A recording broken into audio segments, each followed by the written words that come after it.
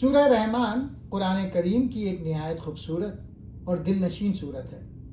محمد اسد نے اپنی تفسیر دی میسج آف دا قرآن میں اس صورت کے آفاقی پیغام کو بڑے منطقی اور فکری انداز میں بیان کیا۔ محمد اسد کے مطابق اس صورت کا عنوان الرحمن ہی اس کے پورے مواد کا احاطہ کرتا ہے۔ یہ اللہ کی اس رحمت کا بیان ہے جو محض انسانوں تک محدود نہیں بلکہ پوری کائنات کے ذرے ذرے میں سموئی ہوئی ہے۔ پہلا پوائنٹ، تخلیق اور علم، آیت 1 سے 4۔ محمد اسد یہاں ایک اہم نقطہ بیان کرتے ہیں کہ اللہ نے سب سے پہلے قرآن سکھانے کا ذکر کیا اور پھر انسان کی تخلیق کا۔ اس کا مطلب یہ ہے کہ انسان کی اصل فضیلت اس کا جسم نہیں بلکہ وہ عقل و شعور اور بیان ہے جو اسے وحی الہی کو سمجھنے کے قابل بناتی ہے۔ دوسرا نقطہ، کائناتی توازن، میزان۔ سورت کے ابتدائی حصے میں ستاروں، درختوں اور آسمان کے نظم و ضبط کا ذکر ہے۔ محمد اسد یہاں میزان یعنی ترازو پر زور دیتے ہیں۔ وہ سمجھاتے ہیں کہ اللہ نے پوری کائنات کو ایک کامل توازن پر پیدا کیا ہے۔ انسان کو ہدایت دی گئی ہے کہ وہ اپنی انفرادی اور سماجی زندگی میں بھی اس توازن کو برقرار رکھے اور ناانصافی سے بچے۔ تیسرا نقطہ، تم اپنے رب کی کن کن نعمتوں کو جھٹلاؤ گے۔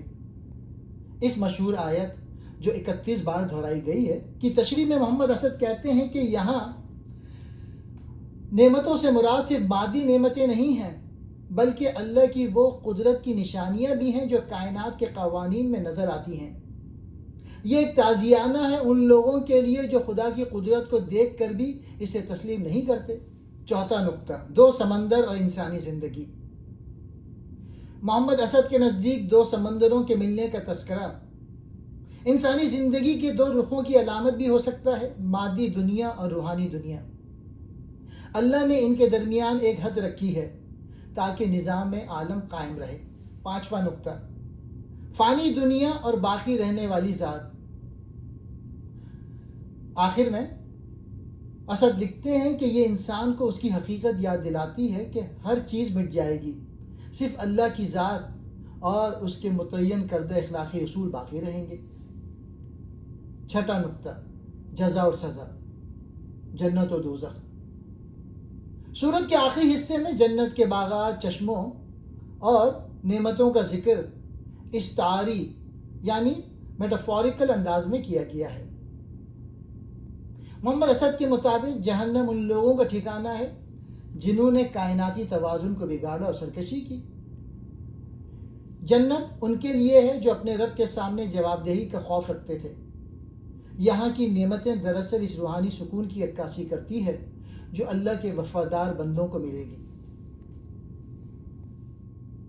خلاصہ، محمد اسد کی نظر میں سورہ رحمان انسان کو کائنات کے وسیع تناظر میں اپنی حیثیت پہچاننے کی دعوت دیتی ہے۔